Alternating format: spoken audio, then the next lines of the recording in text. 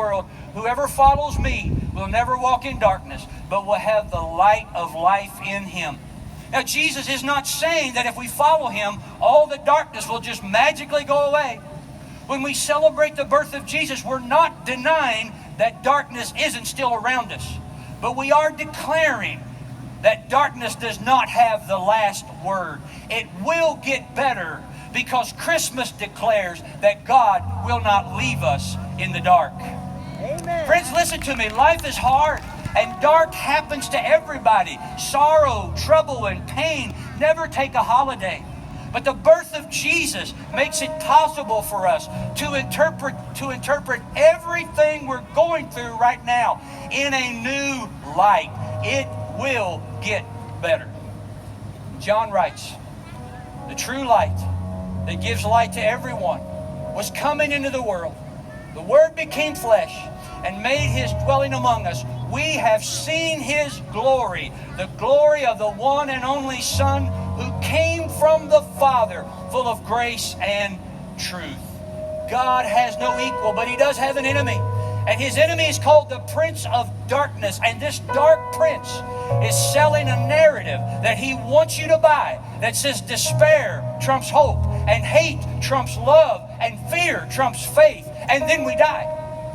But friends, we have a better story, and that's why we're here tonight. Because we've seen the glory of God in the person of Jesus. We've seen grace personified. We've seen truth embodied. And we know grace wins, and we know truth wins, and we know Jesus wins. Because for over 2,000 years now, the forces of darkness have tried to put out the light of Christ, but the darkness has not, cannot, and will not overcome it.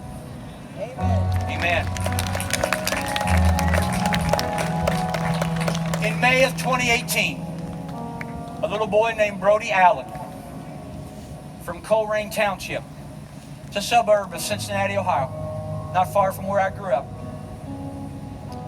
He got sick. His parents took him to the doctor. At first they thought it was an ear infection, but he didn't get better. They took him to the Children's Hospital in Cincinnati, and after running some extensive tests, they confirmed Brody's parents' worst fear. Their son had inoperable, incurable brain cancer, and he only had a few months left to live. I cannot imagine, as a parent, getting news like that. Brody loved Christmas, and his parents were so distraught thinking he would not live to see Christmas. But then they got to thinking, why do we have to wait until December to celebrate Christmas? And when their friends found out what they were thinking, they showed up at their house one day, and after a few hours, they completely decorated their house for Christmas. That caused their neighbors to wonder, why do you have Christmas lights up in September? When they found out the reason, they started to decorate their houses. And pretty soon, most of the houses on Brody's street started to look like Christmas. And more people started asking, well, why does that street have their Christmas lights up already? And when they found out the answer, they said, why do we have to wait until December to have our Christmas parade? So in September of 2018, Coleraine Township had their Christmas parade, so little Brody Allen could watch and enjoy the love and support of his neighbors and community. Brody Allen died in October of 2018. But he got to spend the last months of his life being pulled up and down the street by his family in his little wagon, enjoying the lights of Christmas. And this final picture is so touching. Brody's next door neighbor was a Hispanic woman who didn't speak English. But when she learned what was happening and how much Brody loved Christmas, she took down all of her fall decorations and she put up her Christmas lights, because light is a universal language. It transcends color and culture.